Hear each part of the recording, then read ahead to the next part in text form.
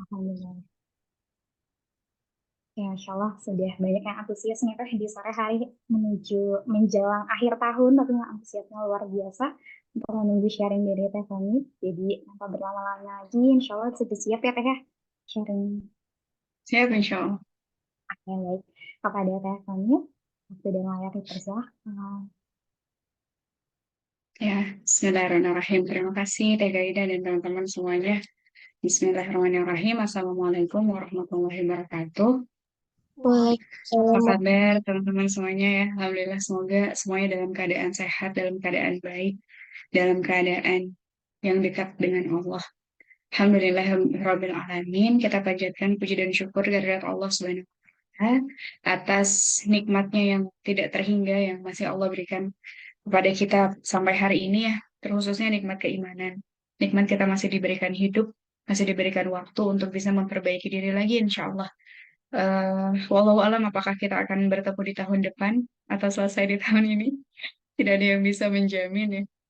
Namun apapun itu, setiap rezeki, setiap nikmat harus kita syukuri.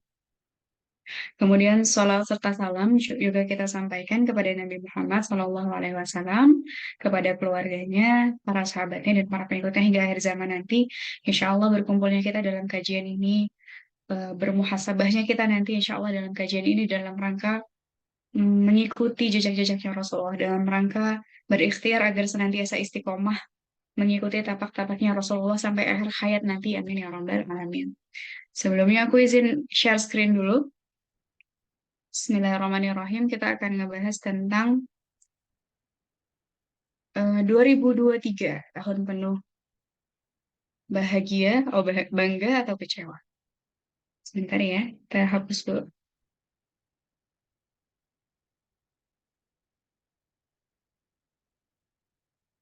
Oke, Bismillah. Ini insya Allah yang akan menjadi pembahasan kita bersama-sama ya, khususnya buat aku pribadi. Nantinya akan ada pertanyaan-pertanyaan yang boleh dicatat pertanyaannya dan nantinya dijawab dan direnungkan sendiri di kamar masing-masing atau di tempat yang sekiranya pas. Apakah mungkin di sepertiga malam atau mungkin di waktu-waktu yang tenang, di waktu-waktu yang kita bisa sendiri ngobrol sama Allah, ngobrol sama diri kita sendiri. 2023 tahun penuh bangga atau kecewa. Ini adalah eh, hal yang harus kita lakukan. Ya, yang sebenarnya nggak hanya akhir tahun ya, tapi setiap hari atau bahkan setiap saat kita harus bermuhasabah terhadap kehidupan kita, terhadap diri kita. Tapi insya Allah pergantian tahun ini jadi momen kita. Jadi momen kita untuk melihat kembali ke dalam diri kita, dalam kehidupan kita. Eh, Sekarang sudah di tanggal 29. Ya, insya Allah 2 hari lagi ya kita akan memasuki tahun yang baru, tahun 2024. Entah berapa umur teman-teman ya, mungkin ada yang sudah memasuki umur 30 tahun, ada yang sudah memasuki umur 25 tahun, ada yang sudah memasuki umur 40 tahun. Ya umur berapapun itu ya, kita mungkin sama-sama ngerasa, kok cepet banget ya? Ya kalau Teteh tahun depan tuh udah 30 tahun. Kalau melihat dari rata-rata umur umatnya Rasulullah, katakanlah 60 tahun berarti udah setengah perjalanan. Wah, Masya Allah. Ketika membahas, ketika menyiapkan tema ini tuh jadi banyak merenung gitu. Oh ternyata udah setengah perjalanan ya. Katakanlah ajalnya di umur 60 tahun. Setengah perjalanan kayak nggak kerasa. Tiba-tiba udah 30, tiba-tiba udah nikah, tiba-tiba udah punya anak. Masya Allah. Dan begitu juga di 30 tahun setelahnya. Mungkin kita ngerasainnya, kayaknya masih lama nih. Ya mungkin teman-teman ngerasa, masih muda nih, baru lulus kuliah nih. Ya tapi yang namanya waktu itu berjalan dengan sangat cepat. Kata Allah di dalam Al-Quran, nantinya ketika hari akhir itu banyak sekali orang-orang yang ketika ditanya, kamu ketika di dunia hidup berapa tahun? Ya, ada yang mengatakan, kayaknya saya cuma hidup 1 hari. Coba tanyakan yang lain yang menghitung. Yang lainnya berkata, kayaknya saya cuma hidup setengah hari atau bahkan di siang hari saja. Saking waktu itu berjalan atau terasa sangat cepat. Di dunia itu waktu yang sangat-sangat cepat dibandingkan kalau kita lihat dengan waktunya akhiratnya. Akhirat itu kan 1.000 tahun, 1.000 tahun di akhirat sama dengan 1 hari di dunia. Jadi memang umur kita 60 tahun, rata-rata umur umatnya Rasulullah 60 tahun itu akan berjalan dengan sangat cepat. Gitu. Maka kita harus pintar-pintar muhasabah. Kita harus banyak-banyak berkontemplasi atas apa yang sudah kita lakukan. Nah, kalau yang dikatakan oleh Umar bin Khattab, ya, hendaklah kalian menghisap diri kalian sebelum kalian dihisap. Dan hendaklah kalian menimbang diri kalian sebelum kalian ditimbang. Dan bersiap-siaplah untuk hari besar ditampakkannya amal. Masya Allah. Masya Allah. Ya, kita semua akan dihisap, kita semua akan ditimbang nanti amal-amalnya. Ya, saat ini pun lagi ditulis ya, lagi dicatat di kanan dan kiri kita. Ada malaikat yang senantiasa mencatat amal baik, amal buruk. Bahkan segala niat juga dicatat. Tidak meninggalkan yang besar dan tidak meninggalkan yang kecil. Dicatat semuanya 24 jam. Kadang kita suka lupa ada malaikat yang nyatat di kanan dan kiri. Ya, kalau kita lagi sibuk gitu sama dunia, lagi sibuk gitu mengejar harta, mengejar karir, mengejar kesempatan ini dan itu, kadang-kadang suka lupa tentang akhirat. Kadang-kadang suka lupa bahwa kita nantinya akan dihisab, akan ditimbang, akan ditampakkan amal-amalnya. Dari kita balik sampai kita wafat. Gitu, maka sering-seringlah menghisap diri kita. Karena sebenarnya kita itu tahu kita ini sedang banyak berbuat baik atau banyak berbuat buruk. Kita sebenarnya tahu banget kita ini banyak lalainya di mana, banyak sia-sianya di mana. Ya, banyak baca Quran atau sedikit baca Quran, banyak baca Quran atau lebih banyak main handphone ya kita tuh tahu. Ya biasanya kalau di akhir tahun itu suka ada rekap ya di media sosial kita, di Spotify berapa berapa jam kita dengerin apa. Ya, kira-kira berapa jam tuh kita dengerin yang bermanfaat atau yang sia-sia? Kalau misalnya di akun-akun yang lain tuh biasanya ada rekamannya, ada jejaknya kita tuh ngapain aja. Tuh hal-hal seperti itu sebenarnya bisa kita deteksi. Ya katakanlah misalnya di media sosial sehari rata-rata misalnya 1 jam kita scrolling ya kalikan saja selama 365 hari. Ya udah berapa jam tuh waktu yang habis buat hal yang sia-sia. Maka pandai-pandailah kita menghisap. Ya dan Allah itu di dalam Al-Quran banyak sekali mention tentang waktu. Betapa berharganya waktu. Ya, waktu tuh nggak bisa diulang. Kalau udah lewat, udah selesai. Nggak bisa lagi kita ambil.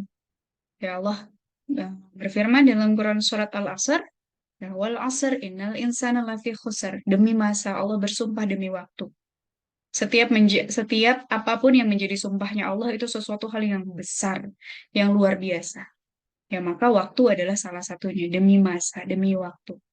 Sesungguhnya manusia benar-benar dalam kerugian. Ya, sudah pakai sesungguhnya, ya, udah Allah tegaskan, Allah pakai sumpah lagi. Demi masa itu berarti Allah sangat-sangat ingin menekankan kepada kita bahwa manusia itu dalam kerugian. Allah sebutkannya manusia ya, siapa aja manusia dalam kerugian kecuali orang-orang yang beriman. Ya, orang-orang yang beramal baik dan saling nasihat menasihati dalam kebaikan. Jadi hati-hati kita ini gampang sekali untuk menjadi orang yang rugi. Kadang-kadang nggak sadar dengan kelalaian kita. Ya mungkin kalau sehari kayaknya cuma sedikit dibanding produktivitasnya. Tapi kalau dikaliin 50 tahun, kalau dikaliin 30 tahun katakanlah, ya ini akan menjadi besar. Gitu. Maka mari kita bermuhasabah, mari kita berkontemplasi. Ini pertanyaan pertama. Ya, boleh dicatat untuk nanti dijawab lebih detail ketika malam hari atau di waktu-waktu yang sekiranya menenangkan untuk bermuhasabah. Ada berapa hidayah yang datang dan pergi? Karena ini yang paling penting ya. Dari segala apa yang kita dapatkan di dunia, kebaikan atau keburukan, harta, atau karir, atau peluang, atau apa studi kita, yang paling penting dan yang paling bisa menyelamatkan kita di hari akhir, di negeri akhirat adalah hidayah. Ada berapa hidayah yang datang dan pergi? Ini bisa kita hitung. Coba kita bandingkan di tahun ini sama di tahun sebelumnya. Ada berapa amal soleh yang sebelumnya kita lakukan, di tahun ini kita tinggalkan. Dan sebaliknya, ada berapa amal-amal soleh, ibadah-ibadah kita yang tahun-tahun sebelumnya belum pernah kita lakukan, tahun ini kita lakukan. Syukuri itu. Itu hidayah yang nilainya sangat besar. Dulu aku jarang zikir, sekarang alhamdulillah aku berzikir sehari beristighfar bisa 100 kali. Alhamdulillah itu hidayah. Ya, itu cuma Allah yang bisa memberikan rahmat itu kepada kita. Saya sebelumnya baca Al-Quran aku cuma 5 halaman sehari, sekarang di tahun ini bisa 1 juz selesai, Alhamdulillah. Wah, itu juga hidayah yang sangat besar. Ya, atau yang pergi. Dulu aku punya hafalan sekian juz deh, sekarang udah nggak hafal lagi. Hidayah yang pergi. Dulu aku aktif banget dalam kegiatan-kegiatan dakwah. Bikin acara ini, bikin acara itu, bantu program ini, program itu. Sekarang aku udah nggak lagi. Itu hidayah yang pergi. Hidayah itu bisa datang dan pergi. Hidayah itu bisa dicabut. Kalau kita banyak bermaksiat, banyak melakukan sia-sia, mudah bagi Allah untuk mencabut hidayah-hidayah. Maka hitung-hitunglah apa amal soleh yang dulu bisa kita lakukan, sekarang kok udah nggak bisa lagi ya. Dulu kayaknya gampang banget deh untuk bisa bangun malam, kemudian sholat tahajud. Sekarang kok nggak susah banget ya bangunnya ya. Sholat subuhnya aja sering kelewatan, sering kesiangan. Oh, dulu tuh gampang banget aku ikut majelis ilmu, kumpul sama orang-orang sekolah. Kok sekarang kayaknya sibuk banget. Itu bukan karena kita tuh, karena hidayah yang memang Allah cabut. Ya, entah karena hati kita yang kotor, entah karena kesia-siaan yang banyak kita lakukan. Tapi itu harus kita sadari dan minimal kita sesali. Jangan sampai udah dicabut juga nggak sadar. Ya udah banyak amal-amal soleh yang nggak bisa kita lakukan. Tapi kita nggak sadar kayaknya semuanya baik-baik aja, fun-fun aja. Ya santai-santai aja. Minimal kita sesali. Ini dari Quran Surat Al-A'raf ayat 176. Ini agak keras ya. Allah mengatakannya. Allah berfirman, dan sekiranya kami menghendaki, niscaya kami tinggikan derajatnya dengan ayat-ayat itu. Tetapi dia cenderung kepada dunia dan mengikuti keinginannya yang rendah. Maka perumpamaannya seperti anjing. Jika kamu menghalaunya, dijulurkan lidahnya, dan jika kamu membiarkannya, dia menjulurkan lidahnya juga.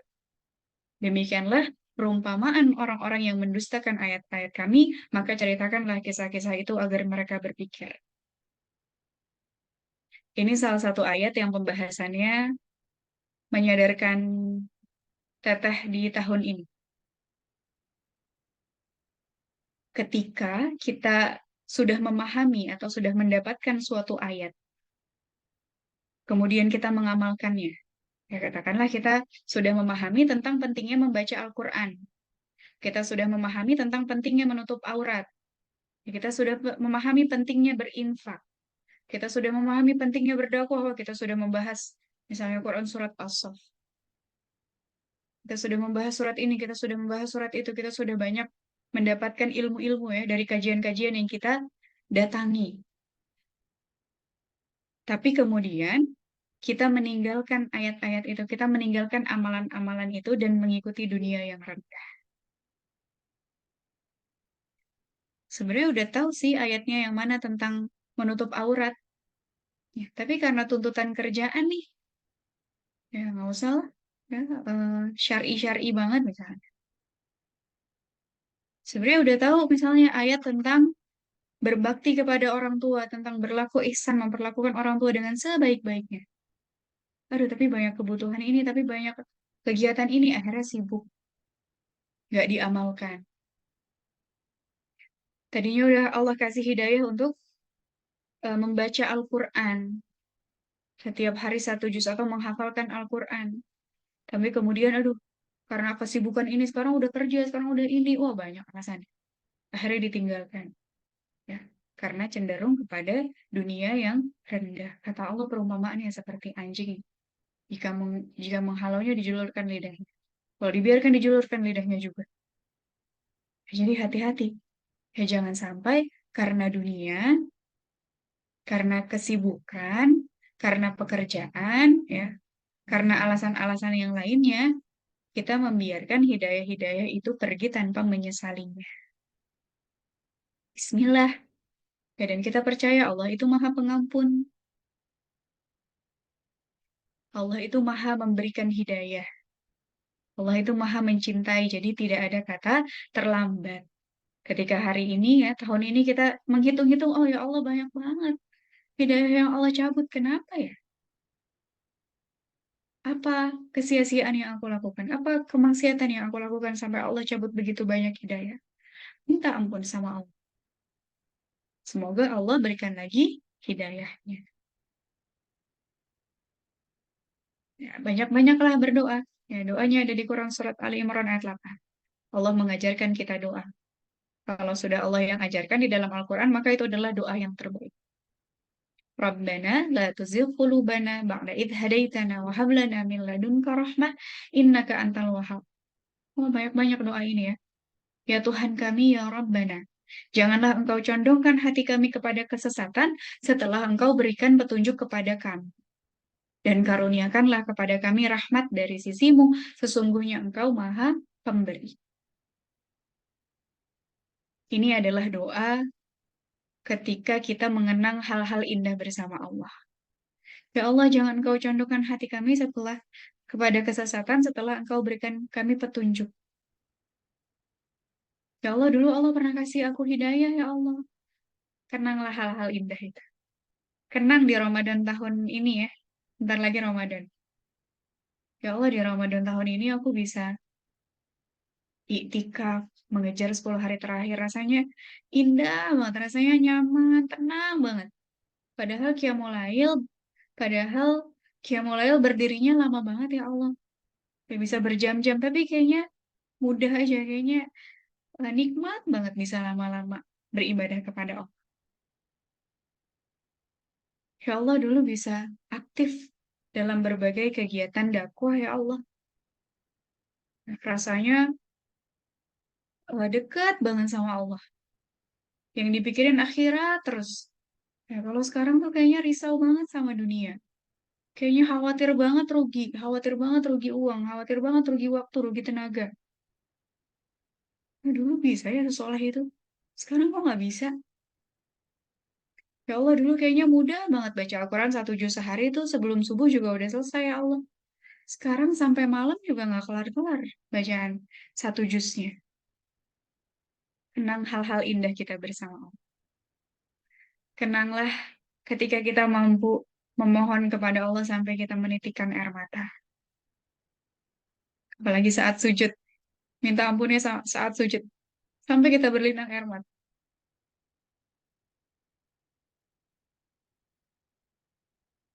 Hal-hal yang begitu indah bersama Allah. Maka kita minta sama Allah. Ya Allah, jangan kau condongkan hati kami.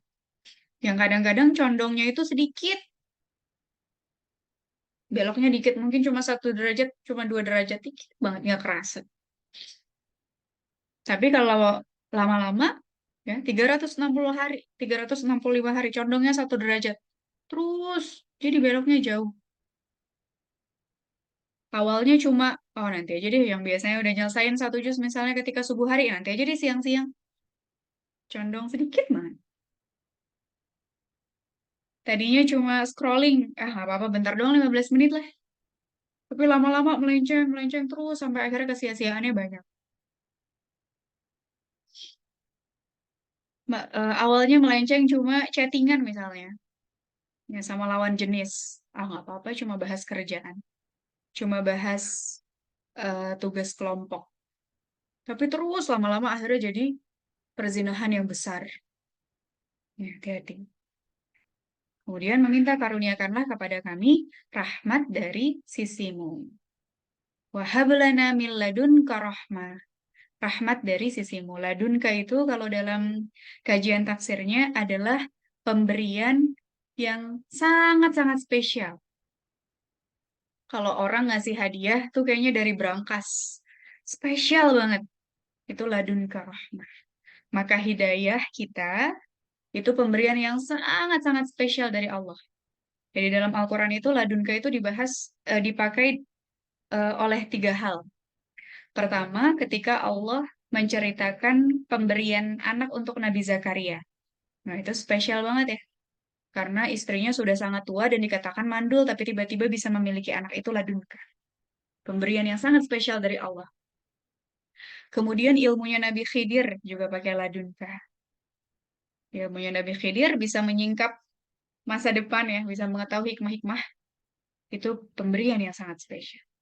Dan yang ketiga Al-Quran, diturunkannya Al-Quran itu juga ladun, pemberian yang sangat spesial. Itu maka rahmat Allah, hidayah Allah yang kita mintakan itu spesial banget. Hanya orang-orang tertentu aja yang Allah pilih.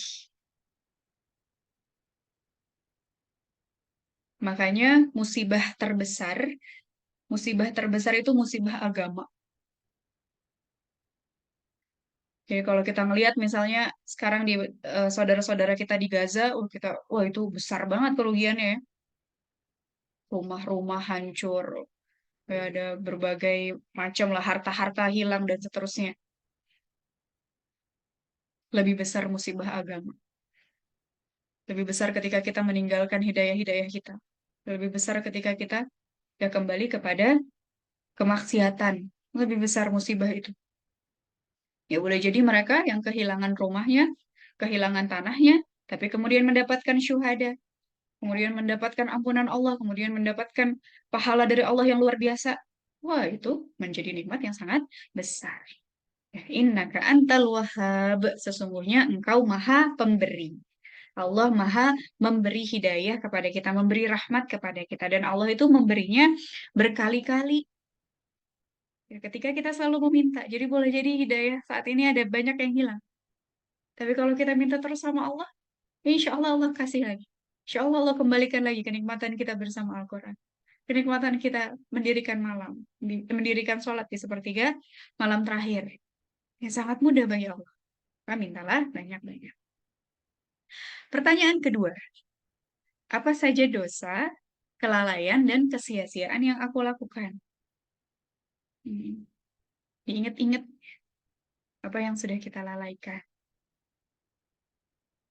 Bagaimana kualitas sholat-sholat kita? Ini sholat ibadah yang paling penting. Sudahkah berapa sholat yang khusyuk? Dalam satu tahun ini berapa sholat yang khusyuk yang benar-benar kita meminta kepada Allah? Yang benar-benar kita seperti berbincang kepada Allah. Yang ayat-ayatnya kita lafalkan dan kita maknai di dalam hati. Yang Al-Fatihahnya ketika kita lafalkan, kita maknai maknanya di dalam hati.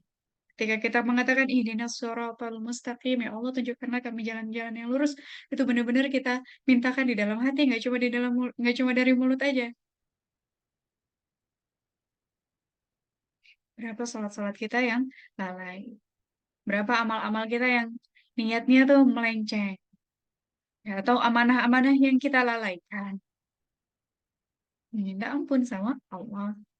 Ya, atau dosa kemaksiatan. Ya, apa kemaksiatan yang kita lakukan tahun ini? Kalau bisa dicatat, ditulis, biar kelihatan tuh ya. Ya kadang-kadang kita suka lupa. Ya ada kisah seorang anak di Gaza yang ketika dia syahid, ketika dia sudah wafat, ditemukan catatan. Isinya daftar dosa-dosa. Jadi setiap hari ketika dia merasa membuat dosa, dia catat. Dan isinya Masya Allah. Hari ini aku tertawa terbahak-bahak. Menurut dia itu dosa. Hari ini aku hanya berselawat 70 kali. Itu bukan dosa ya, tapi menurut dia itu sesuatu hal yang harus dia ingatkan untuk dirinya sendiri. Hari ini aku memasukkan bola ke dalam gawang, ya. Kemudian aku merasa bangga dengan itu. Masya Allah, kalau kita lihat, ini dosanya dari mana? Ya boleh jadi ya, ada orang yang mungkin dengan keimanan dan derajat tertentu, maka yang dia anggap dosa adalah hal-hal yang mubah. Hari ini aku terlalu banyak scrolling media sosial. Hari ini aku bermuka masam misalnya kepada siapa orang tua teman kita. Ya, maka sering-seringlah mengingat dosa-dosa, kelalaian, dan kesia-siaan yang sudah kita lakukan. Biar kita tahu ya ke depan apa yang harus kita hindari. Pahami juga atau kenali juga momen-momen atau hal-hal yang akhirnya bisa membuat kita futur atau bisa membuat kita lalai atau bisa membuat kita berbuat maksiat. Misalnya, oh aku tuh futur setiap menstruasi ya buat perempuan.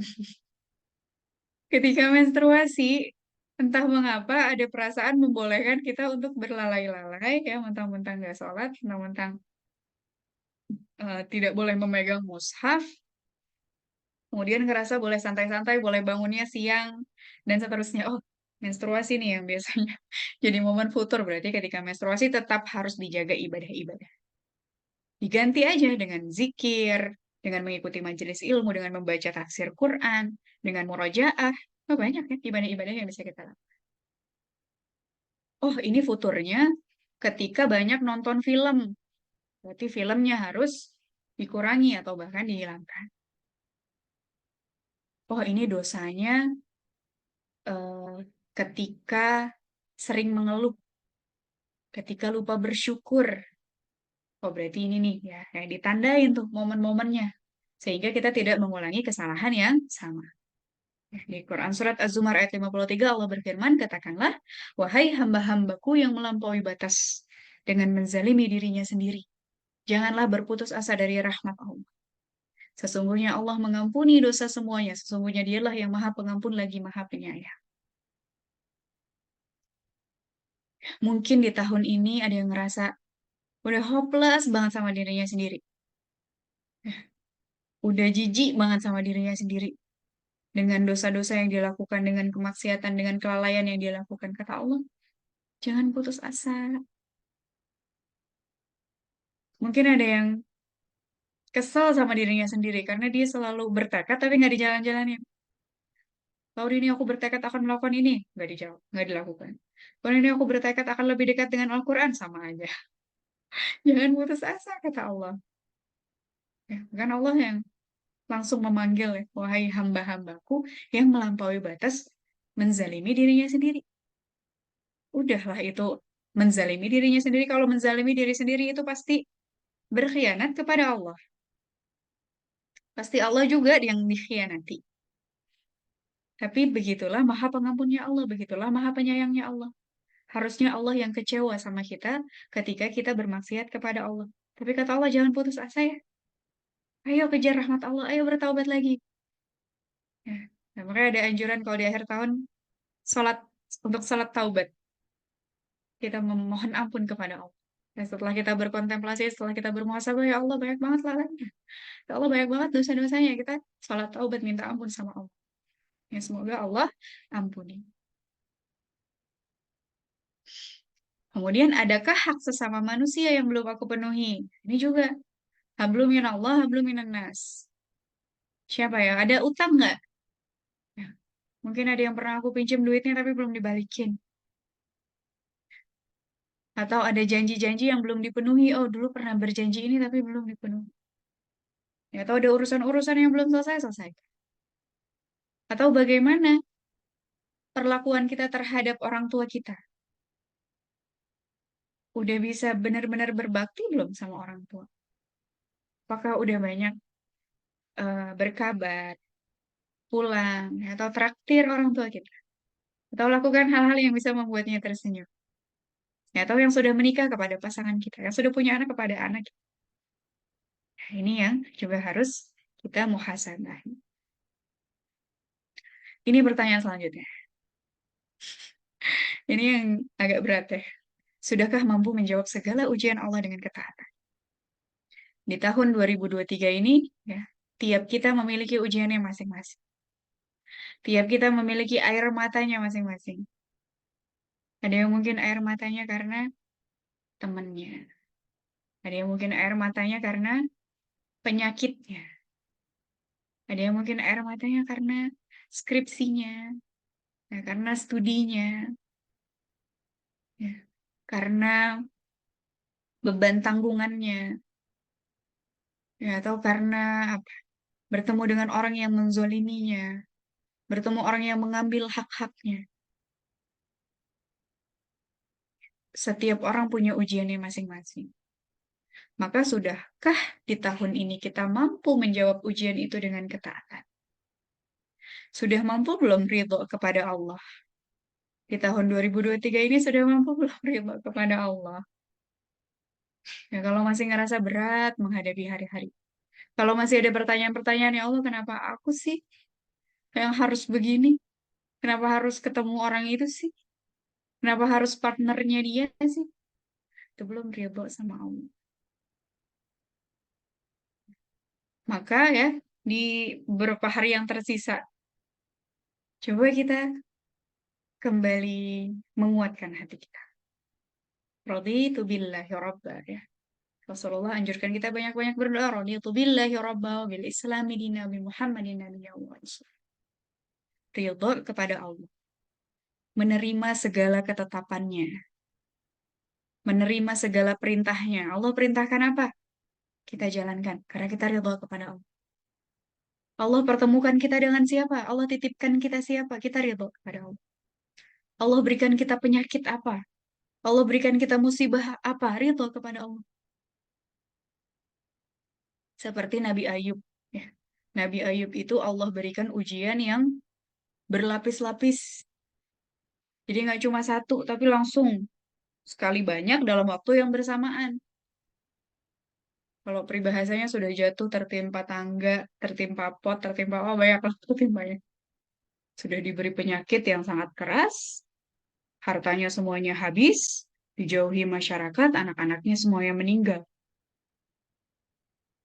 Bayangkan. Tapi dalam kondisi yang seperti itu, Nabi Ayub masih berdoa, ya Allah, sesungguhnya aku sedang ditimpa penyakit, ya Allah. Sesungguhnya aku sedang disentuh penyakit, ya Allah. Ya, Engkaulah yang maha penyayang dari yang maha penyayang. Ya Allah, walaupun ditimpa penyakit, Engkau tetap maha penyayang. Ya Allah, walaupun diambil semua hartanya, Allah tetap maha penyayang. Sama kita juga harus bisa seperti itu. Dengan segala ujian dan ketetapan dan takdir Allah, kita tetap harus bisa mengatakan Allah itu sayang sama kita. Dengan penyakitnya, dengan kesempitan hartanya, dengan kesempitan jiwanya, Allah tetap penyayang ya. Dengan kacamata husnuzon kepada Allah. Berbaik sangka kepada Allah. Atas semua yang Allah takdirkan kepada kita, itu pasti baik. Walaupun dari kacamata kita, baiknya di mana ya? Banyak air matanya, banyak sedihnya, banyak bingungnya, banyak takutnya. Tapi kita harus meyakini ini yang terbaik dari Allah. Ridho. Hanya dengan ridho kita mampu menjalani kehidupan ini dengan menyenangkan, dengan lapang, dengan tenang. Karena kita yakin ini yang terbaik dari Allah. Sudahkah kita mampu menjawab segala ujian Allah dengan rasa syukur dan sabar? Dalam 1 tahun ini, ya pasti nggak semuanya manis. Ada pahitnya, ada asemnya, ada asinnya, kayak macam-macam. Maka hadapilah dengan syukur dan sabar. Ketika diberikan nikmat sehat, bersyukur. Ketika diberikan nikmat, bisa tertawa, bisa tersenyum, bisa kumpul sama teman-teman yang soleh, bersyukur. Tapi ketika Allah sedang cabut nikmat sehatnya, bersabar. Allah sedang pertemukan dengan orang-orang yang menyakiti hati kita, bersabar. Itu Allah yang izinkan. Setiap takdir ketetapan itu Allah yang izinkan. Maka tugas kita syukur dan sabar. Ya, dan sudahkah kita mampu menjawab segala ujian Allah dengan senantiasa berikhtiar, memaksimalkan ikhtiar, dan bertawakal, bergantung sepenuhnya kepada Allah. Mungkin yang sedang dihadapi ujian finansial. Ya, ada yang mungkin statusnya sih anak, tapi kewajibannya jadi tulang punggung keluarga. Harus membiayai adiknya, harus membiayai orang tuanya, harus membiayai dirinya sendiri. Wah, luar biasa. Dan dengan ujian itu, mampukah benar-benar memaksimalkan ikhtiar? Nah, kemudian dari ikhtiarnya itu dia hanya berharap kepada Allah, bergantung kepada Allah. Allah yang maha pemberi. Allah yang memiliki rezeki. Ikhtiar tawakal. Atau mungkin yang sudah menikah. Dari yang sudah menikah 5 tahun, 10 tahun, belum juga diberikan anak. Itu ujiannya. Maka mampukah terus memaksimalkan ikhtiar?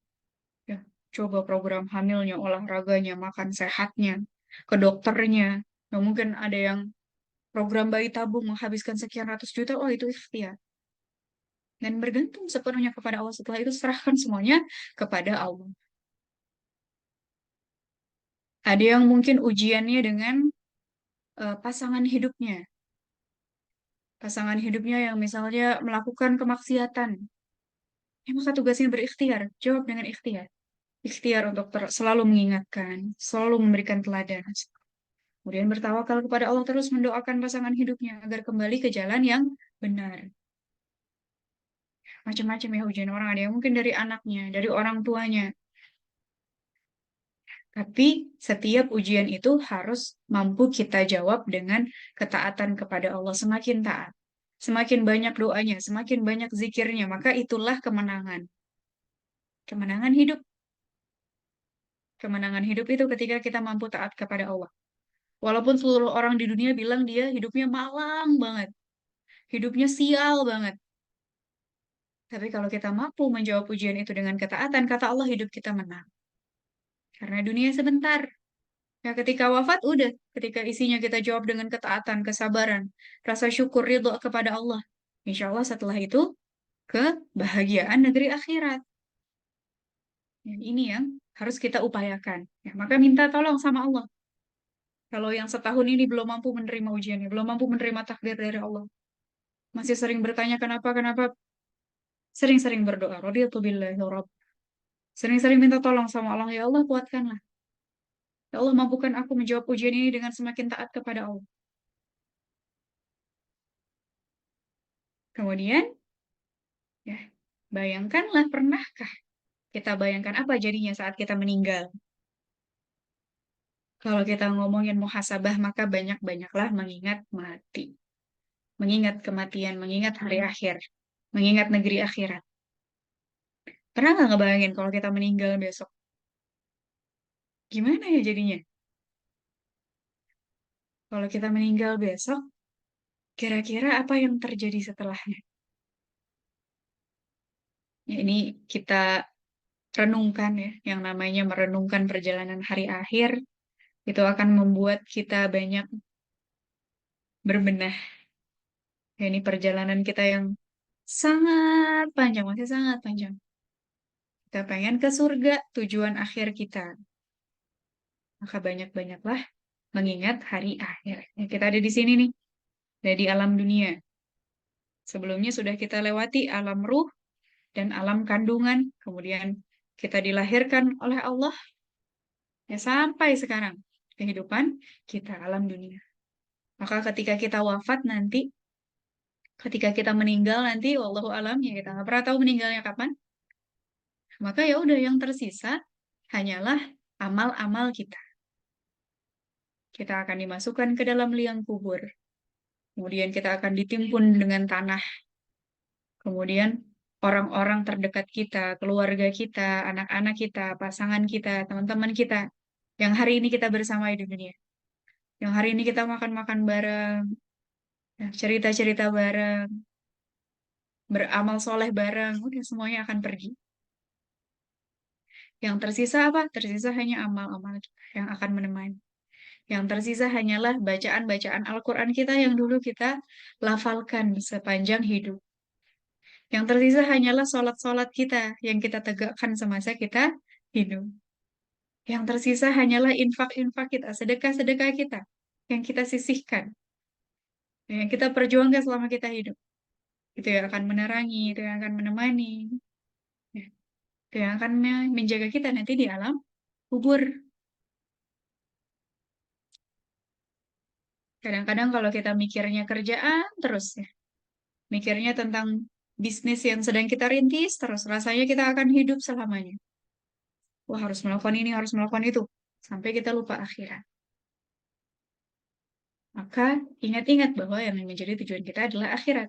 Sehingga apapun yang kita kerjakan, pekerjaan, kerja-kerja kita, studi kita, ya, karir kita, semuanya kita arahkan ke surga untuk mencapai surga. Tuh, maka jangan sampai studinya, kerjaannya melalaikan kita dari beribadah kepada Allah.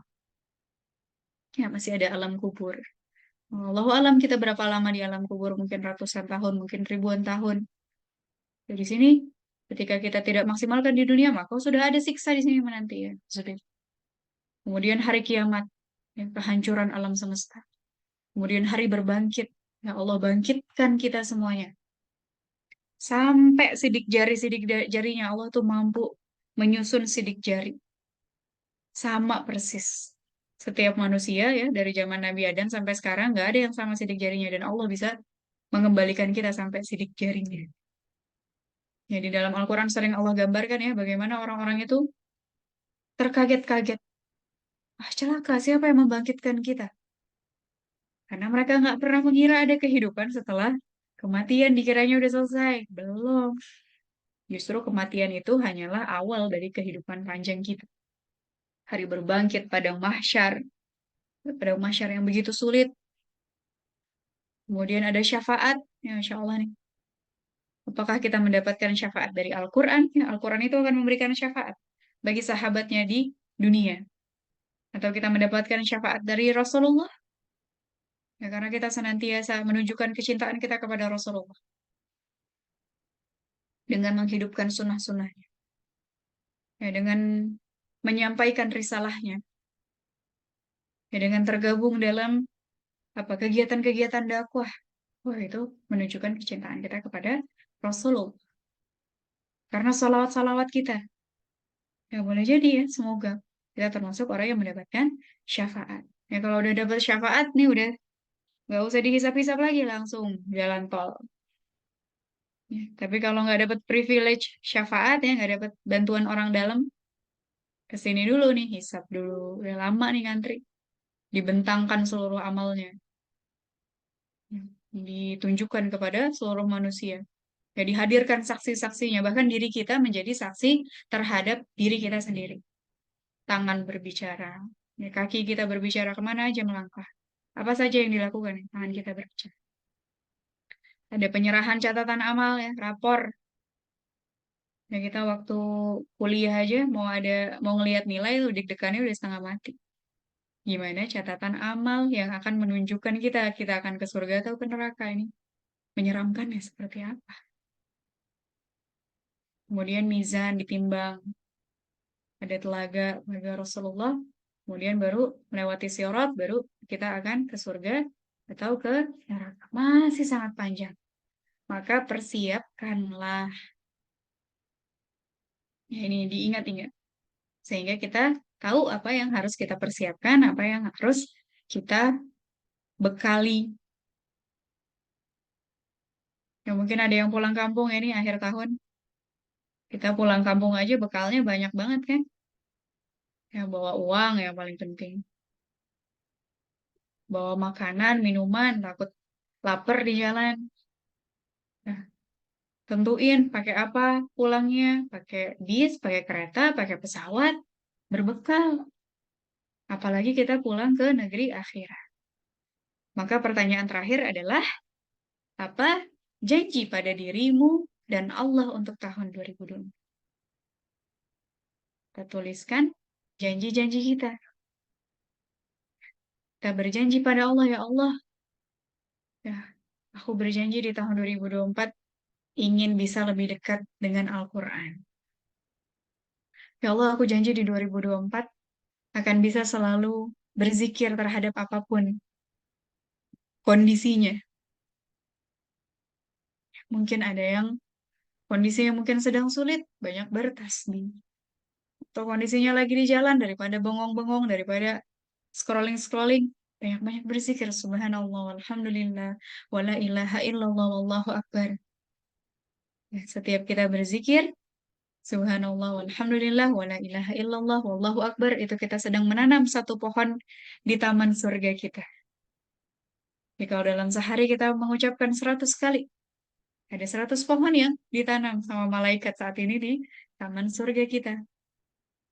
Ya bayangkan kalau dalam setahun setiap hari kita berzikir 100 kali, 200 kali, ya ada berapa ribu, ada berapa puluh ribu pohon-pohon di taman surga.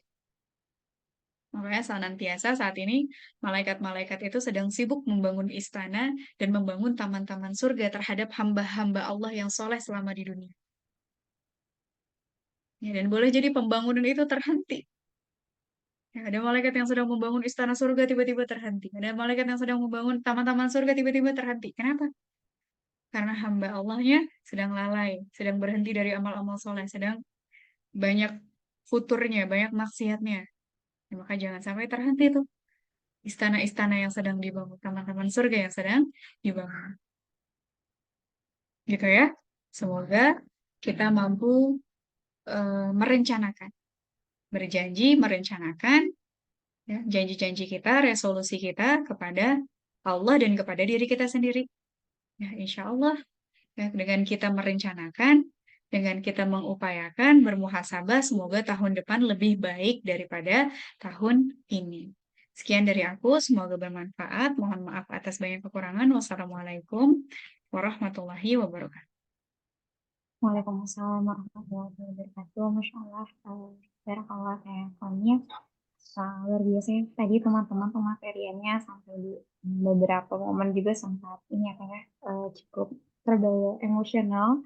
Ya mungkin karena meratapi juga ya yang sudah lalu ternyata masih banyak hal yang perlu direfleksikan kembali, masih banyak hal yang perlu dimuhasabahkan kembali. Nah, mungkin untuk reviewnya di belakang aja ya. Kali ini udah belum dibuka sesi bertanya, tapi udah ada yang bertanya, saking antusiasnya kan. Masya Allah, luar biasa.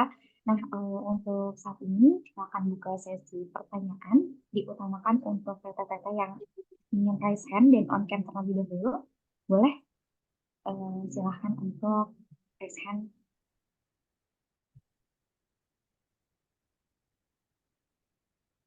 Ini banyaknya di kolom chat ya. Jadi mungkin bacakan terlebih dahulu yang di kolom chat ya. Oke, bismillah, teleponnya izin bertanya dari Eka Kurnia Fadila. Kalau kita ingin memperbaiki diri menjadi pribadi yang lebih taat dan lebih dekat kepada Allah, baiknya dimulai dari mana ya, Teh? Terima kasih. Mau langsung dijawab atau ditampung dulu, Teh? Boleh langsung dijawab? Boleh. Biasanya suka lupa. Ya, bismillah. Mulainya dari mana? Mulai dari yang kita bisa dulu. Mulai dari yang kira-kira kita mampu dan menyanggupi untuk melakukannya secara konsisten.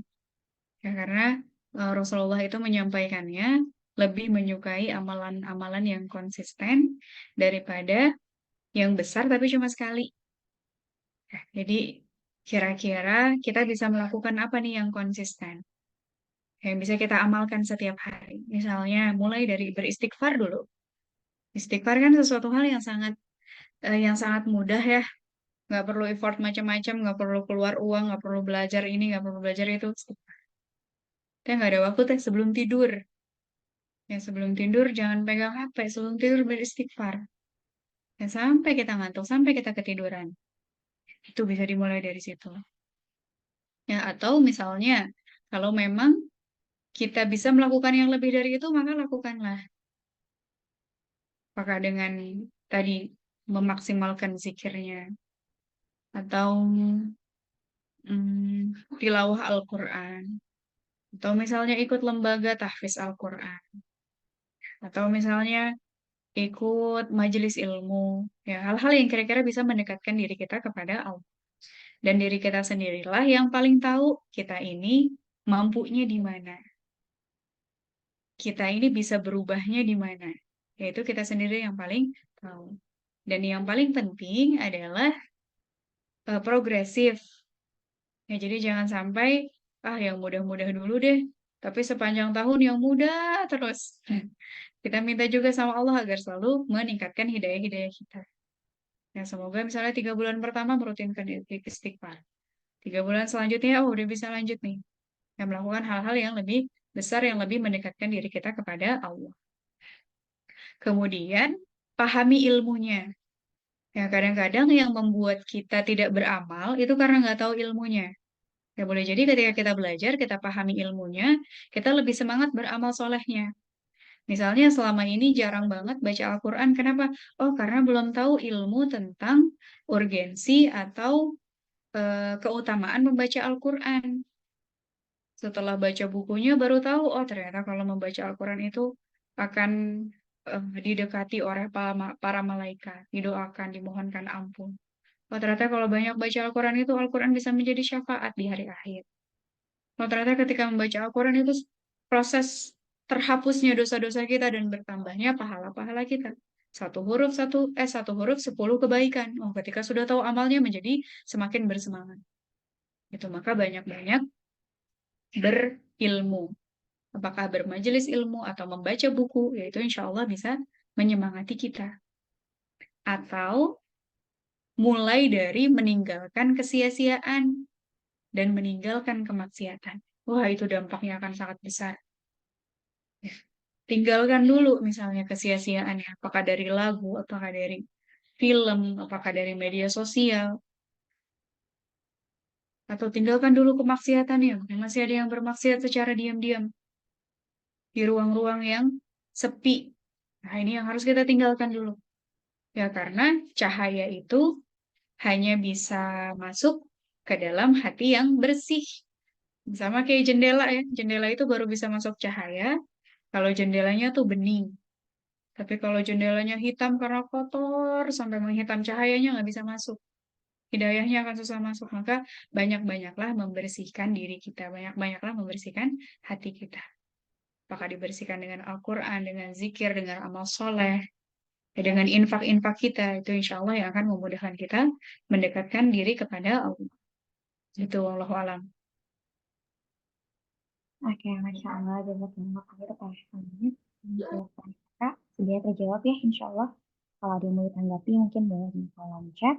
Seperti itu, karena masih banyak ya, ternyata pertanyaannya luar biasa antusiasme dari peserta pada sore hari ini. Boleh tadi Teh Desla Fitria sudah raiskan terlebih dahulu. Silahkan Teh Desla untuk mengatakan pertanyaan. Apakah suara saya terdengar? Terdengar jelas, Teh. Ya. Assalamualaikum warahmatullahi wabarakatuh. Sebelumnya terima kasih kepada Teh Konit atas materinya. Tadi sempat terbawa suasana dan menampar banget sih. Eh, ini pas banget momentumnya. Saya tuh biasanya, saya kan ikut kegiatan pejuang masjid kayak ngurus masjid. Setiap Sabtu tuh biasanya ada kayak kegiatan subuh berjamaah gitu, 1.000 mahasiswa gitu. Jadi saya panitia gitu. Dulu itu kan sering, sekarang tuh kayak karena udah semester 5 banyak tugas kayak gitu. Sama pas banget juga dari kemarin ibu saya nyuruh pulang, tapi karena banyak tugas saya milih di kos dulu ngerjain. Ini tadi sebelum ikut juga sempat bingung mau pulang nggak ya, kalau pulang nanti nggak fokus nugas gitu. Tapi saya mikir umur nggak ada yang tahu, sama apa namanya, sekali setahun nggak tentu apa berkumpul keluarga gitu. Kalau dari Teh Konit sendiri, nasihat untuk saya gimana ya? Soalnya kayak mahasiswa itu kan kayak dikejar deadline segala macam, dan ya mungkin terbawa gitu loh, terbawa yang tadinya kita mau fokus untuk makmurkan masjid segala macam, tapi kok kayak kita jadi selfish gitu loh. Jadi kayak yang penting tugas selesai dulu deh, tapi lama-kelamaan kok ya ujungnya futur gitu. Dan tadi bener-bener menampar sih semua pertanyaan-pertanyaan refleksinya. Kayak gitu aja Teh, terima kasih. Ya, Masya Allah. Mungkin tidak hanya mahasiswa ya, tapi siapapun kita dalam setiap fase kehidupan itu akan ada ujiannya tersendiri. Ya, ujian yang akan membuat kita jauh dari Allah. Ya, mungkin yang semester 5 tugas-tugasnya makin banyak. Nanti yang semester 8 ada skripsian. Nanti yang udah lulus cari kerja. Yang udah kerja kerjaannya numpuk. Yang udah nikah karena kesibukan ibu rumah tangga. Kalau dari berbagai fase hidup itu akan selalu ada alasan-alasan untuk kita meninggalkan amal-amal soleh tadi ya. Untuk kita meninggalkan hidayah-hidayah yang sudah Allah berikan. Tadi ada yang menjadi tadinya aktif dalam pejuang masjid, atau ada yang eh, sebelumnya sudah rutin baca Al-Quran misalnya, tapi ketika kerja, wah udah nggak kepegang lagi tuh Al-Quran. Ketika sudah punya anak, wah udah susah lagi tuh baca Al-Quran. Itu maka tugas kita adalah pertama minta tolong sama Allah. Ya semoga ya Allah kuatkanlah semoga dengan apapun fase hidupnya, apapun ujian hidupnya, apapun ketetapan kehidupan yang Allah berikan kepada kita tidak mengurangi ketaatan kita. Kalau mengutip nasihatnya Teh Karina Hakman, ketika ada amanah yang bertambah, ketika ada ujian-ujian yang bertambah, maka bukan performanya yang dikurangi, tapi mujahadahnya yang ditingkatkan. Mungkin yang di semester 5 banyak tugasnya, tapi mungkinkah dengan kita menambah mujahadah, Saya mengurangi jam tidur kita, atau mengurangi waktu mainnya, atau mengurangi waktu scrolling HP-nya. Masih bisa nggak ya kita tetap aktif berdakwah? Atau mungkin perannya yang diganti. Mungkin nggak bisa secara teknis, tapi mungkin bisa secara manajerial. Ya, setidaknya ada upaya kita ya, menyesuaikan peran-peran hidayah-hidayah itu dengan peran-peran kita saat ini. Ya mungkin yang udah di semester 8, oh, udah susah nih, udah skripsian. Bisa mungkin di manajerialnya. Atau mungkin bisa mendampingi adik-adiknya. Atau mungkin bisa dari segi yang lainnya. Mungkin dari infaknya, atau mungkin dari agenda-agenda yang lainnya. Ya, yang terpenting adalah kita mau bermujahadah.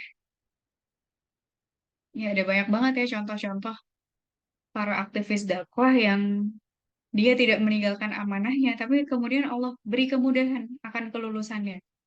Allah beri kemudahan akan skripsiannya. Ada juga banyak ya para profesi-profesi lainnya yang ketika dia sibuk gitu untuk menolong agama-agamanya Allah, kemudian dengan ikhtiar semampunya ya dengan ikhtiar semaksimal mungkin Allah tolong kehidupan dunianya. Ya itulah keberkahan. Boleh jadi orang menggunakan waktunya lebih banyak. Soalnya orang menggunakan waktunya 8 jam buat kerja mendapatkan gaji sekian. Boleh jadi ada orang yang cuma menghabiskan dalam hidupnya itu sehari, misalnya cuma 5 jam kerjanya, 3 jamnya dia pakai untuk mengurusi dakwah, untuk menolong agama Allah. Tapi ternyata pendapatannya sama. Ya, boleh jadi. Ya itulah keberkahan Allah. Ya Allah yang akan menguatkan. Barang siapa yang menolong agama Allah, maka Allah akan menolongnya dan meneguhkan kedudukannya. Maka bismillah. Ya kita tetap berazam sama Allah, ya Allah dengan fase apapun, aku tidak ingin meninggalkan hidayah-hidayah yang sudah Allah berikan. Jadi kita upayakan bermujahadah. Tidak ditinggalkan dakwahnya, tidak ditinggalkan Al-Qur'annya, tidak ditinggalkan zikir-zikirnya, tidak ditinggalkan sholat-sholatnya. Maka insya Allah Allah yang akan menolong kita. Ya, gimana dengan orang tua kita? Kalau masih diberikan kemampuan, kita upayakan.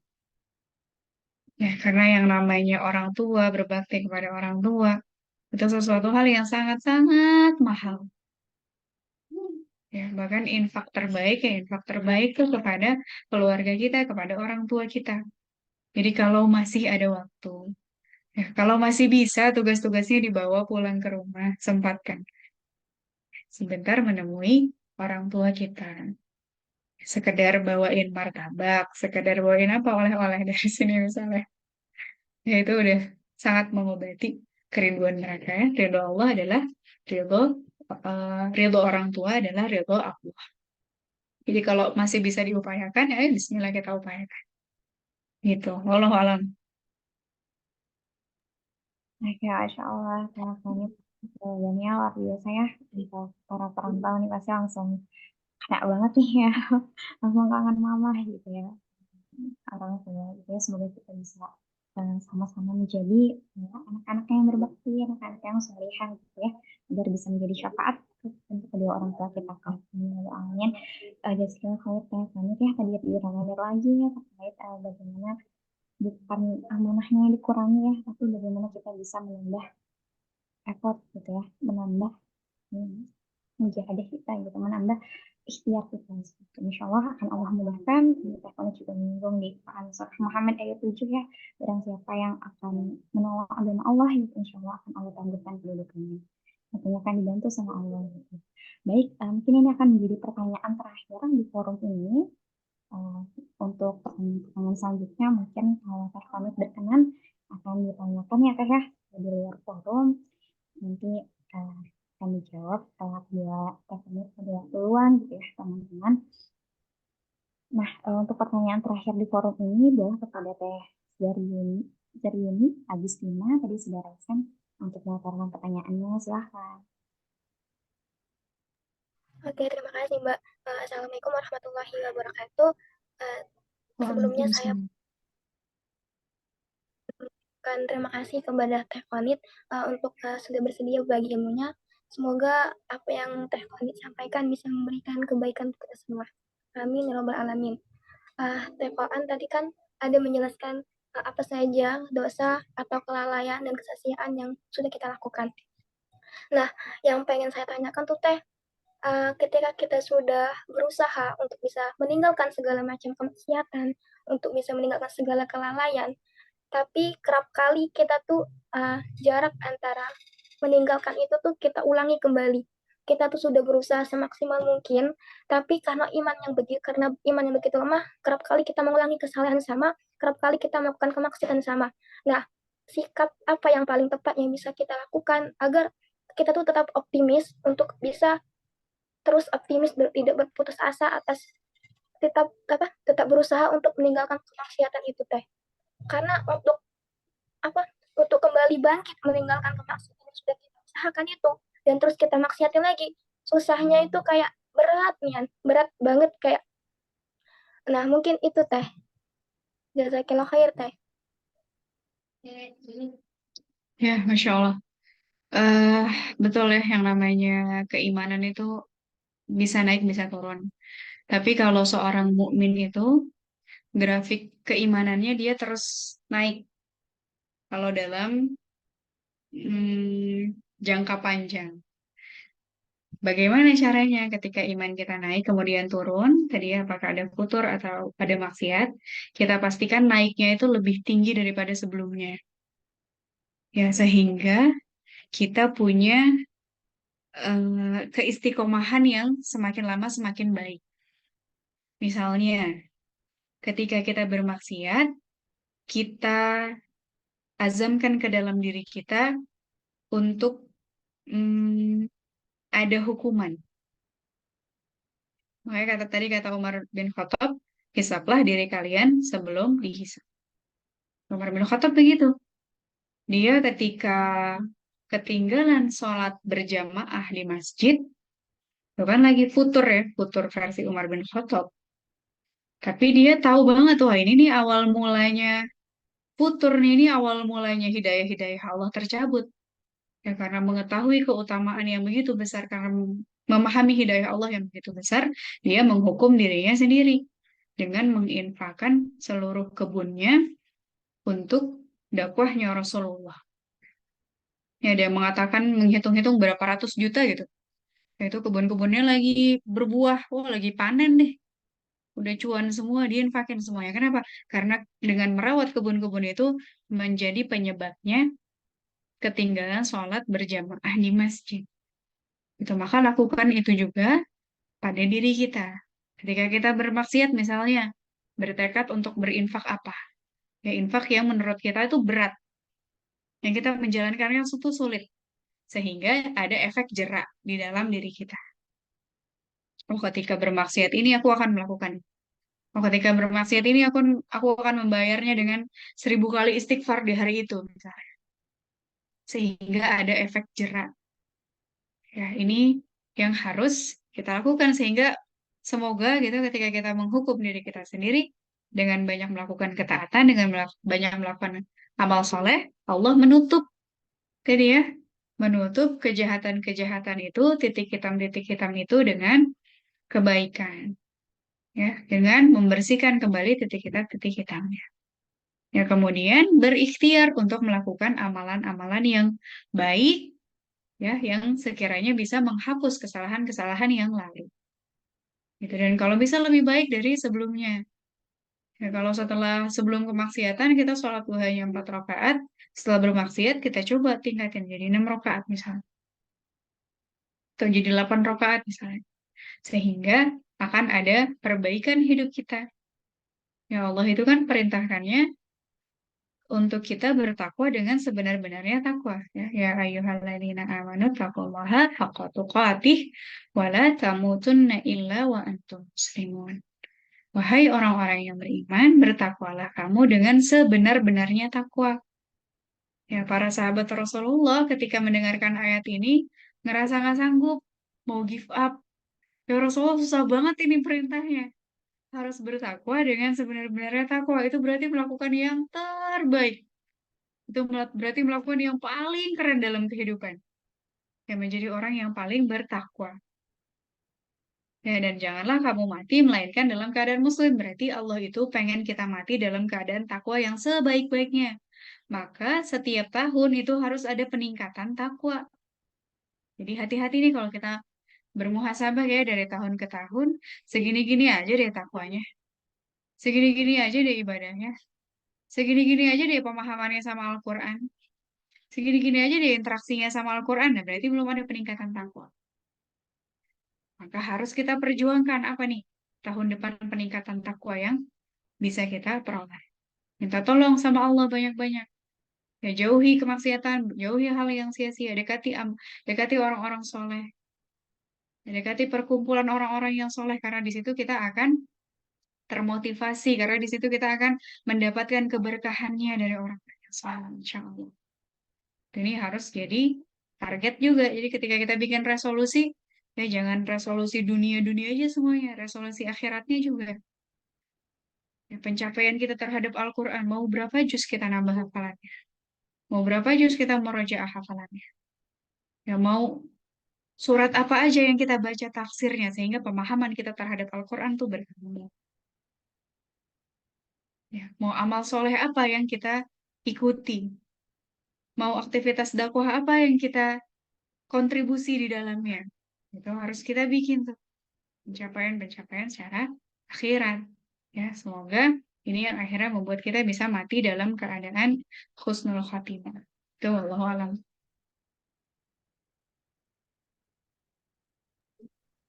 Oke, Masya Allah. Jazakallahu khairan ya, Kak. Semoga terjawab ya tadi Teh Zariyani untuk pertanyaannya. Bila ada yang ditanggapi, boleh langsung di kolom chat.